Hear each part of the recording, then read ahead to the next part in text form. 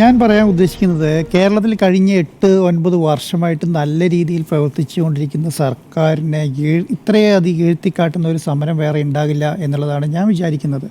ഈ ഇടതുപക്ഷ സർക്കാർ ഒരു തൊഴിലാളി വർഗ സർക്കാരല്ല എന്നുള്ളൊരു നിലപാടൊന്നും എനിക്കില്ല. നല്ല രീതിയിൽ തൊഴിലാളികളെ സപ്പോർട്ട് ചെയ്ത് മുന്നോട്ട് പോകുന്ന സർക്കാർ തന്നെയാണ് ഇടതുപക്ഷ സർക്കാർ എന്നുള്ള കാര്യത്തിലാണ് എൻ്റെ അഭിപ്രായം. പക്ഷേ എന്താണ് ഈ 450 വരുന്ന അമ്മമാർ അതിന് മുൻപിൽ സമരം ഇരിക്കുന്നു എന്ന് പറയുന്നത് വലിയ കാര്യമായിട്ടാണ് കേരളത്തിലെ ജനങ്ങൾ കാണുക എന്നുള്ളതാണ്. ഈ ഒരു തെരഞ്ഞെടുപ്പ് വർഷം എന്നുള്ള നിലയ്ക്ക് 2025-26 കാലയളവിൽ ഇതുപോലെ ഒരു സമരം കേരളത്തിൽ നടക്കാൻ പാടില്ല എന്നുള്ളതാണ് എൻ്റെ അഭിപ്രായം.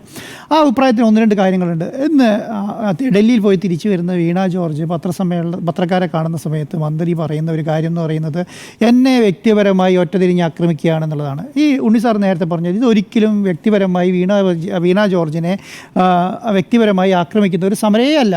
ഒരിക്കലും അങ്ങനെ അതിനെ കാണാനും പാടില്ല. അവർ കേരളത്തിൻ്റെ ഒരു ആരോഗ്യമന്ത്രിയാണ്, അവർ ശിശുക്ഷേമ മന്ത്രിയാണ്. അവരെ സംബന്ധിച്ചിടത്തോളം അവരുടെ കീഴിൽ വകുപ്പിൽ വരുന്ന എല്ലാ കാര്യങ്ങളുടെയും പൂർണ്ണ ഉത്തരവാദിത്തം അവരാണ്. അതിനെ കൈകാര്യം ചെയ്യാൻ അവർ ഒന്നിൽ പഠിക്കണം. അല്ലെങ്കിൽ മാധ്യമപ്രവർത്തക എന്നുള്ള നിലയ്ക്ക് കുറേ വർഷങ്ങൾ വർക്ക് ചെയ്തിട്ടുള്ള അവർക്ക് മാധ്യമപ്രവർത്തനത്തിൻ്റെ ശൈലി നല്ല രീതിയിൽ അറിയാം. അവരങ്ങനെ എന്ത് ചെയ്യാൻ പാടില്ല, ഒറ്റതിരിഞ്ഞ് മാധ്യമങ്ങളെ ആക്രമിച്ചതുകൊണ്ടോ ഈ സമരം ഇല്ലാതാകുമെന്ന് ഞാൻ വിചാരിക്കുന്നില്ല. അവരെന്താണ്, അവർ ഈ മന്ത്രിസഭയുടെ ഭാഗമാണ്. അപ്പോൾ അങ്ങനെയുള്ള ഒരാൾ എന്നുള്ള നിലയ്ക്ക് വീണ ജോർജ് ഇതിനെ പക്വതയോടുകൂടിയിട്ട് കൈകാര്യം ചെയ്യുകയാണ് വേണ്ടത്. എന്താണ് അവരുടെ ആവശ്യമെന്ന് പറയുന്നത്? നേരെ നമ്മളൊക്കെ കുറച്ച് ദിവസങ്ങളായി ചർച്ച ചെയ്യുന്ന ഒരു കാര്യമാണ്. അവർക്ക് കിട്ടുന്നത് 10,000 രൂപയാണ് മൊത്തത്തിൽ കിട്ടുന്നത്. 7,000 രൂപ ഓർഡിനറിയും 3,000 രൂപ ഇൻസെൻറ്റീവ് 10,000 രൂപയാണ് കിട്ടുന്നത്. എന്നാൽ 333 രൂപയാണ് അവർക്ക് ഒരു ദിവസം കിട്ടുന്നത്. അപ്പോൾ അതിൻ്റെ ഏറ്റവും വലിയ പ്രശ്നം എന്ന് പറയുന്നത് അതിൻ്റെ അകത്ത് 8,200 രൂപ ഞാൻ നേരത്തെ പറഞ്ഞതുപോലെ കേരള സർക്കാരാണ് കൊടുക്കുന്നത്. ആ കേരള സർക്കാർ കൊടുത്താൽ ബാക്കി 1,600 രൂപ മാത്രമേ കേന്ദ്രം കൊടുക്കുന്നുള്ളൂ. അപ്പോൾ നിങ്ങളൊരു അതിൻ്റെ പെർസെൻറ്റേജ് ആലോചിച്ച് നോക്കിക്കേ. ഏകദേശം 20% താഴെ മാത്രമാണ് കേന്ദ്രം കൊടുക്കുന്നത്, അല്ലേ? 10,000 രൂപയിൽ 20% താഴെ മാത്രമാണ് കേന്ദ്രം കൊടുക്കുന്നത്.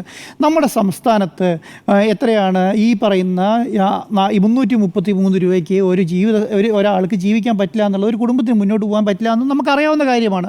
അതുകൊണ്ടാണ് മിനിമം വേതനം 700 രൂപയാക്കണം എന്ന് പറയുന്നത് നമ്മുടെ സംസ്ഥാന സർക്കാർ ഇടതുപക്ഷ മുന്നണി അവരുടെ പ്രകടന പത്രികയിൽ 700 രൂപയാക്കണം മിനിമം വേതനം എന്ന് പറയുന്നത്.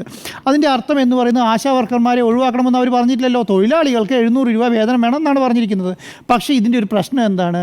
ഈ 700 രൂപ ഈ പറയുന്ന മിനിമം വേജസ് ആക്ടിൻ്റെ കീഴിൽ ഈ പറയുന്ന ആശാ വർക്കർമാർ വരുന്നില്ല എന്നുള്ളതാണ് ഏറ്റവും വലിയ പ്രശ്നം. അവരോട് പറയാൻ പറ്റില്ല നിങ്ങളെന്താ ആശാ വർക്കർമാരുടെ ജോലി നിങ്ങൾ വിട്ടിട്ട് തൊഴിലാളികളായിക്കോളൂ എന്ന് പറയാൻ അവരെ കൊണ്ട് പറ്റില്ല, നമ്മളെ കൊണ്ട് പറ്റില്ലല്ലോ. അപ്പം നമ്മൾ എന്താണ് ചെയ്യേണ്ടത്? കേരള സർക്കാർ കേന്ദ്രത്തിനോടും കൂടെ പറയണം, നിങ്ങൾ മിനിമം ഞങ്ങൾക്ക് ഈ പറയുന്ന 20% താഴെ 1,600 രൂപ മാത്രമാണ് നിങ്ങൾ തരുന്നത്, അതിനേക്കാളും കൂടുതൽ പണം ഞങ്ങൾക്ക് തരണം എന്ന് പറയുന്നത്. മഹാരാഷ്ട്രയിൽ ഞാൻ നേരത്തെ പറഞ്ഞല്ലോ 3,500 രൂപയാണ് മഹാരാഷ്ട്രയിൽ ആകെ ഓർഡിനറിയമായി കൊടുക്കുന്നത്. BJP ഭരിക്കുന്ന ആണ്. യിൽ കൊടുക്കുന്ന 1,500 രൂപയാണ്. വെറും 1,500 രൂപയാണ് അവിടെ കൊടുക്കുന്നത്. അതിന് 5,000 രൂപ താഴെയാണ് ഇപ്പോൾ എല്ലാ ഇൻസെൻറ്റീവ് അടക്കം അവിടെ കിട്ടുക. ഇവിടെ 10,000 രൂപ കിട്ടുന്നുണ്ട്. ഇപ്പോൾ കർണാടക 10,000 രൂപ ആക്കി എന്നുള്ളത് ഞാൻ പറയുന്നത് നല്ല മാതൃകയാണ്. കാരണം എന്താണ്, കർണാടക 10,000 ആക്കേണ്ടി ഏപ്രിൽ മാസം കൊടുക്കാൻ തുടങ്ങി. ഇതുവരെ കൊടുത്തിട്ടില്ലല്ലോ, ഏപ്രിൽ മാസം തന്നെ കൊടുക്കാൻ തുടങ്ങുമല്ലേ ഉള്ളൂ. പക്ഷേ നമ്മളെ സംബന്ധിച്ചിടത്തോളം എന്താണ്, കേരളത്തിൽ ഇവർ സമരം തുടങ്ങിയതുകൊണ്ട് മാത്രമല്ല, അതിപ്പം ഞാൻ പറയുന്നത് ഇപ്പോൾ SUC സമരം നടത്തിയതുകൊണ്ടോ INTUC സമരം നടത്തിയതുകൊണ്ടോ BMS BJP സമരം നടത്തിയതുകൊണ്ടല്ല. കേരളത്തിലെ ഒരു മനുഷ്യന് സാമാന്യം ജീവിക്കണമെങ്കിൽ ഏറ്റവും കുറഞ്ഞത് 700 രൂപയിൽ 500 രൂപയെങ്കിലും കൊടുക്കാനുള്ള ഒരു മനസ്ഥിതി ഈ സർക്കാർ കാണിക്കണമെന്നുള്ളത് തന്നെ എൻ്റെ അഭിപ്രായം. എന്ന് പറഞ്ഞാൽ അതൊരു സർക്കാർ വിരുദ്ധ സമരമായി മാറാനുള്ള അവസ്ഥ ഈ പറയുന്ന സർക്കാർ ഉണ്ടാക്കാനേ പാടില്ല. അവരെന്താണ് ഇന്ന് ഗോവിന്ദൻ മാഷ് പറഞ്ഞ ഒരു കാര്യമുണ്ട്. ഗോവിന്ദൻ മാഷ് പറഞ്ഞ കാര്യം എന്താണ്, ഇത് മാധ്യമങ്ങളും ഇടതുപക്ഷ വിരുദ്ധ പ്രസ്ഥാനങ്ങളെല്ലാവരും കൂടി നടത്തുന്ന സമരമാണ്.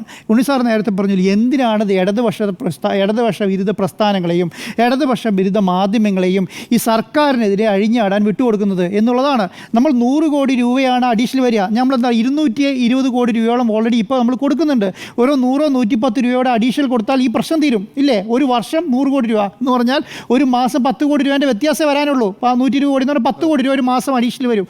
നമ്മൾ ഈ കേരളത്തിലെ നിങ്ങൾ നോക്കിക്കോളൂ, ഈ ഒരു കഴിഞ്ഞ 3 വർഷമായിട്ട് കേരളത്തിലെ PRD കൊടുത്ത പരസ്യത്തിൻ്റെ കണക്കെടുത്ത് നോക്കിയിട്ടുണ്ടെങ്കിൽ അതിനേക്കാളും കൂടുതലുണ്ടാവും, ഇല്ലേ?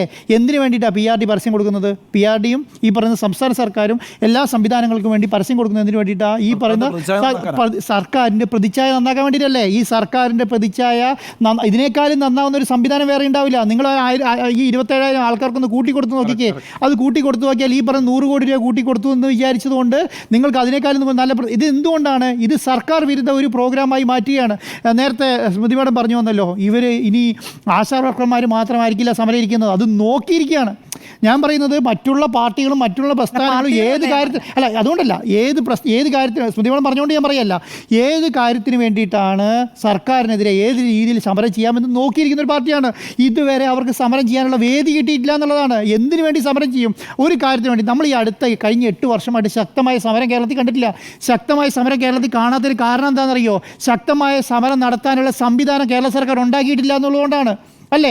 ഇപ്പോൾ വളരെ ചെറിയ കാര്യം, മൈന്യൂട്ടായിട്ട് കണ്ടുപിടിക്കേണ്ട ഒരു കാര്യം എന്ന് പറയുന്നത് 21,000 മാത്രം വരുന്ന ആശാവർക്കർമാരുടെ 26,000 വരുന്ന ആശാവർക്കർമാരുടെ മാത്രം പ്രശ്നം വലിയ രീതിയിലുള്ളതാണ്. അല്ല, ഞാൻ പറയുന്നത് അപ്പോൾ അതിൻ്റെയൊക്കെ എത്തുന്ന സമയത്ത് ശക്തമായ രീതിയിൽ ഇതിനെ ഇടപെട്ട് അതിനെ നിർത്തുകയാണ് വേണ്ടത്. അല്ലാതെ അത് SUCA സമരമാണെന്നും അത് INTUCയും CJPയും BMS നടത്തുന്ന സമരമാണെന്ന് പറഞ്ഞാൽ ഇകഴ്ത്തി കാട്ടുകയല്ല വേണ്ടെന്നുള്ളത്. അവിടെ വേറൊരു പ്രശ്നം കൂടി ഉണ്ടെന്നേ. അവിടെ വേറൊരു പ്രശ്നം എന്ന് പറയുന്നത് അവിടെ ഇരിക്കുന്ന ആൾക്കാരെന്ന് പറയുന്നത് ഒന്ന് സ്ത്രീജനങ്ങളാണ്, അല്ലേ? രണ്ടാമത്തെ കാര്യങ്ങൾ പ്രായമായ ആൾക്കാരാണ്. 10, 60, 65 വയസ്സായ സ്ത്രീകളാണ് അവിടെ സമരം ഇരിക്കുന്നത്. അവരോടൊരു മാനുഷിക പരിഗണന കാണിക്കുക എന്നുള്ളതും അതിനേക്കാളും വലിയൊരു സംഭവമല്ല. അത് മാത്രമല്ല, ആ മന്ത്രി എന്ന് പറയുന്ന ഒരു വനിതയാണ്. വനിതയായ മന്ത്രി അവരോട് പെരുമാറേണ്ട ശൈലി അല്ല എന്നുള്ളതുകൊണ്ടാണ് ഞാനത് പറയുന്നത്. അതിന് വേറൊരു വിഷയം കൂടി ഉണ്ട് കേട്ടോ. ഇന്നിപ്പോൾ അവിടെ അന്ന് സുരേഷ് ഗോപി പോയല്ലോ. സുരേഷ് ഗോപി മഴയത്ത് കൊടയായിട്ട് പോയല്ലോ. കൊടയുമായി പോയപ്പോൾ കൊടയും വേറെ എന്തോ കൊടുക്കുന്നു എന്ന് പറഞ്ഞിട്ട് അശ്ലീല പരാമർശം ചിലർ നടത്തിയിരുന്നു. അതിനെതിരെ ഇവർ വനിതാ കമ്മീഷന് പരാതി കൊടുത്തിരുന്നു. അതൊന്ന് ചർച്ചയിൽ മിനി പറയുന്നുണ്ട്. അത് ഇതുവരെ പരിഗണിച്ചിട്ടില്ല എന്ന് മാത്രമല്ല, വനിതാ കമ്മീഷൻ അങ്ങോട്ട് തിരിഞ്ഞു നോക്കിയിട്ടില്ല.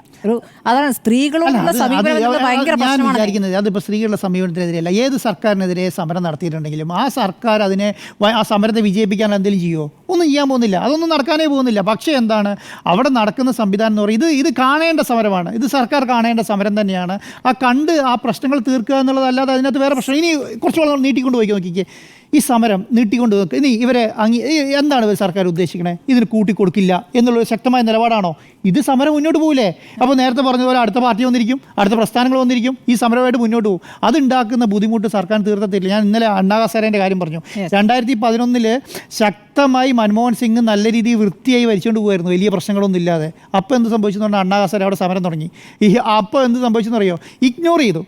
ഇഗ്നോർ ചെയ്തിട്ട് അതിന് ഡെവലപ്പ് ചെയ്ത് കയ്യിലൊതുങ്ങാത്ത സാധനമായി. ആ അണ്ണാ ഹസാരെ സമരമാണ് നല്ല രീതിയിൽ പ്രതിച്ഛായ ഉണ്ടായിരുന്ന മൻമോഹൻ സിംഗ് സർക്കാരിനെ BJPയുടെ കയ്യിൽ കൊണ്ടെത്തിക്കാനുള്ള ഏക കാരണമെന്ന് പറയുന്നത്.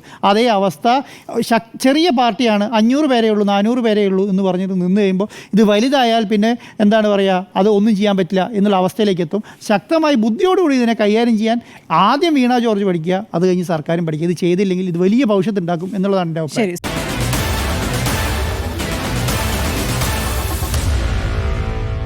Meet the editors.